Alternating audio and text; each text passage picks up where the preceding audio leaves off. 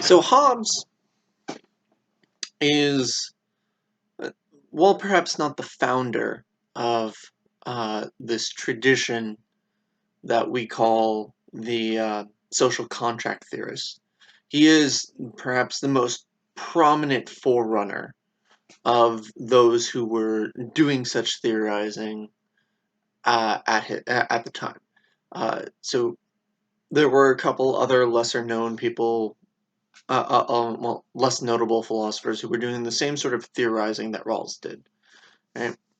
And that all begins with sort of a similar vein. This idea that humans do not congregate as in societies naturally, that the evolution of law in society is, or the creation of laws in societies is sort of an outgrowth of human nature, and an outgrowth of human nature, specifically against what was called the original condition or the original position. Right, the original condition. Um, it was thought, varies philosopher to philosopher, but it's just in general this idea that of a time for humanity prior to even basic rudimentary societies, right? Even before tribalism, right? And Rawls, sorry, not Rawls, Hobbes and Thomas Hobbes and John Locke and Jean-Jacques Rousseau and all these other social contract theorists had this idea that essentially got this idea essentially by looking at other animals in nature, right? And seeing that other animals really kind of just focus on the smallest unit possible, right? Uh, they gather together in very small groups, usually just single families. And keep in mind, this is mainland Europe. Uh, no, and this is primarily mainland Europe and England. So things like wolves and pack animals aren't all that common, and herd animals even less common, right? So uh, the idea of human nature for Hobbes was guided basically by animal psychology, right? He thought that humans were driven primarily by what he called natural law and natural right within when they lived in this original condition. So, now, natural law is very simply the psychological motivation for self-preservation and the avoidance of self-destruction. Basically, doing what's necessary to get ahead of the competition and to survive, right? The idea of survival of the fittest in its common colloquial misunderstanding, rather than what Darwin actually meant, is essentially what Hobbes is after here. It's just the idea that we are motivated by the desire to survive, and so we'll do what we must in order to. Natural right was Hobbes' notion that in the original condition, we have all the powers available to us to act as to do whatever is necessary to survive. Right?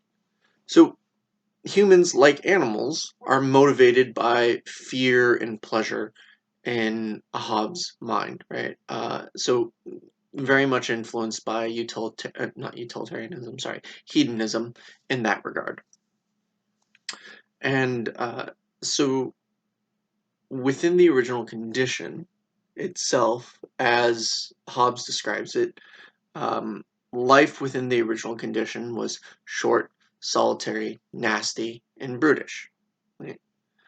Uh, and as why? Because we were in a constant state of war. That's what the original condition was to Hobbes. It was a constant state of war, total war, all for every man, woman, and child for themselves. There was no cooperation in his model of the original condition. cooperation was something that was done out of self-interest to survive. So everyone fends for themselves, but at some point they, individuals start realizing that they have a better chance of fending for themselves if they work together. Now, as individuals, they have that natural right to do whatever is necessary in order to survive. But cooperation demands that they have to set some limitations on those natural rights. There now have to be things that they cannot do, at least with regards to other members of, like, the little group or tribe. So this becomes the very basis of law. And laws become rules formulate as a means of setting limitations that aren't already there in nature on what is acceptable uh, interaction, what are the limits, right? Very basic stuff in the beginning, like, well, if you're part of the tribe, I can't kill you just to get ahead, right? Everyone has to sort of cooperate to an extent. And so over time, these tribes grow, and so do the and so as the groups grow in number, the rules have to grow in complexity in order to, be enforceable and to apply to everyone. And also, in order to enforce them, there has to be sort of a power structure that naturally develops as well. For Hobbes, Thomas Hobbes was raised in England during the 100 Years' War, right? So he saw a bloody, essentially, ongoing civil war. And this really did shape his views to an extent. But what he basically saw was a lot of infighting amongst the various families that held position for the crown. And it shaped his view of government as sort of a necessary evil, right? Government has the power that it does, according to Hobbes, by virtue of the fact that they secured that power. So sovereignty, right, or rulership is acquired by force or coercion as the group expands, right? So in the beginning, it's going to be the strongest, and when those groups first form up, it's going to be the strongest who impose their will on the others, or help to impose the will in order. Since everyone is so used to acting completely for their own self-interest in order to enforce the rules, it's going to be the strongest who do, the most forceful and aggressive. And then as the groups expand, right, you start getting a hierarchy. It's no longer going to be one person who enforces everything.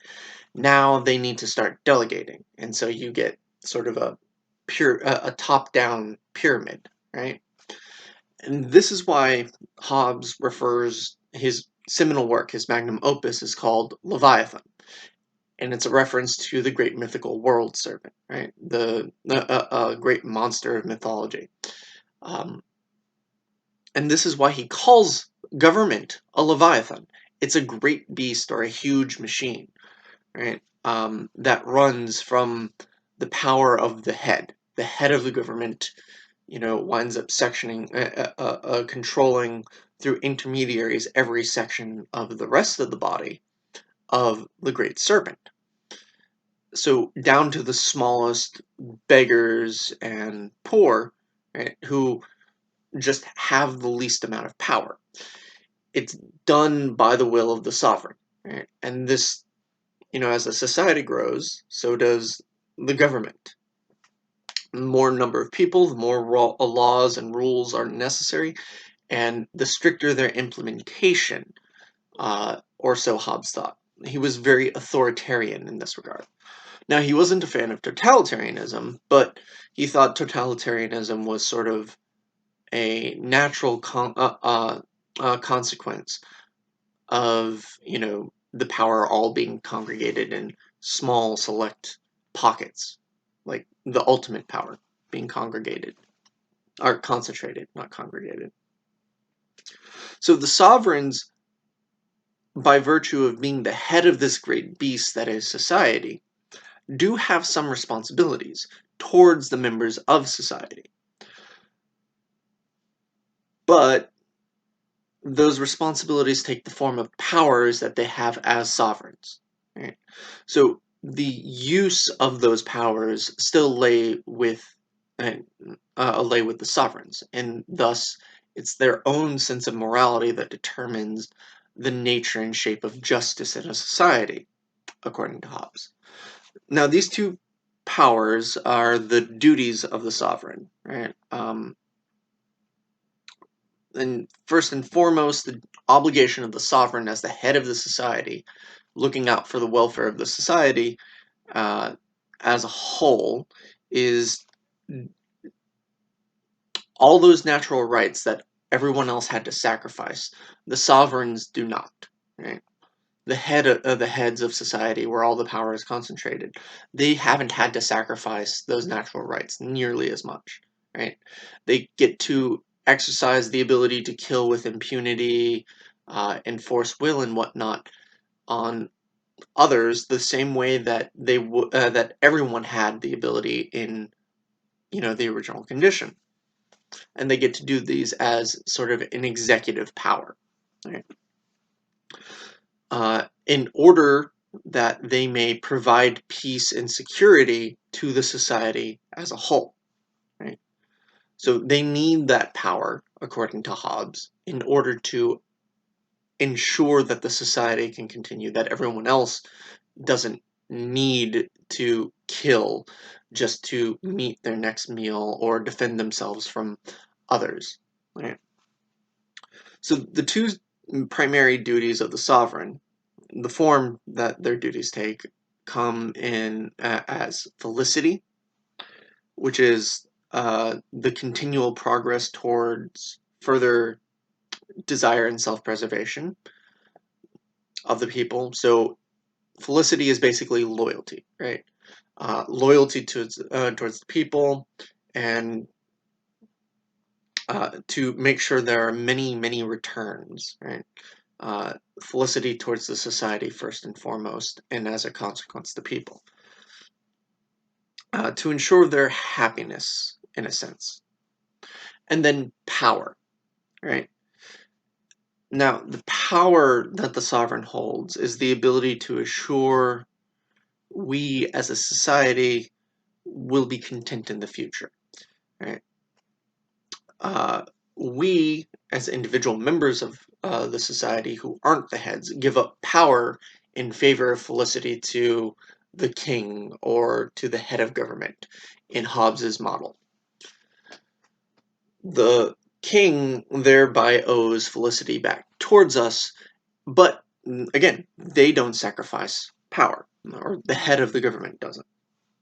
And so the government has, by our felicity, the legitimacy and authority to do as it will. Now, at the head of those governments, this is why it's the government's right to declare war, right? Think of our own Senate, our own House, right? The legislature, the federal legislature, is is who decides whether or not we go to war.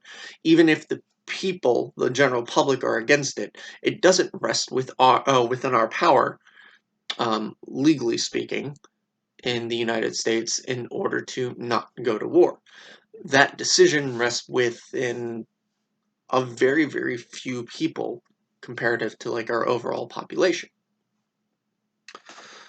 So you can see this relationship at work here. Final thing is the origin of immorality or injustice, according to Hobbes, comes in the form of dissenters, the original criminals, right? Those who break the rules, that social contract which binds the society together, right? So if you do not consent and conform to the society and its rules, then you're a dissenter, and thus you are unjust, right? You're not looking out for the welfare of everyone, or so Hobbes says, right? But again, remember the origins of society according to Hobbes. It is gathering out of mutual interest and in self-interest, so that we don't have to constantly kill everyone else and be alone. The power in numbers strategy, as it were. So the initial assertion of the rules that of those initial rules in those small tribalistic societies that first formed required enforcement, right? So it's consent or die were the beginnings of morality. Either you agree to sacrifice these powers of yours, your natural right to do whatever, in order to get ahead and survive, so that the group as a whole can survive, or you die, right? Those are your choices: consent or die. And so these become the origins of morality for Hobbes. And this stands as quite severely juxtaposed with John Locke, who was heavily inspired by Thomas Hobbes, but took the idea of the social contract and of human nature and the original condition in a completely opposite direction.